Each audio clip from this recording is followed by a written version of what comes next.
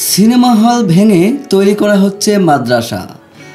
ধর্মপ্রাণ মুসলমান সহ জনগণের দানের টাকায় সন্ধ্যা সিনেমা হল ভেঙে তৈরি করা হচ্ছে এই মাদ্রাসা। ইতিমধ্যেই সিনেমা হল মালিককে জমি ক্রয়ের জন্য বায়না দিয়েছেন মাদ্রাসা কর্তৃপক্ষ। নরসিংদীর রায়পুরা উপজেলায় 1999 সালে প্রতিষ্ঠিত হয়েছিল এই সন্ধ্যা সিনেমা হল।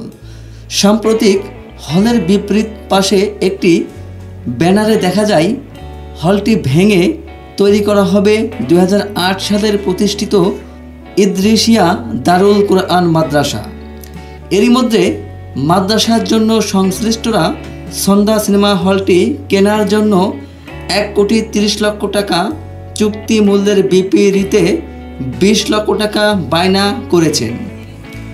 বাকি টাকা পরিশোধ করে শীঘ্রই দীর্ঘদিনের স্বপ্ন বাস্তবায়ন করা হবে বলে জানান মাদ্রাসার কমিটি সহ সংশ্লিষ্টরা।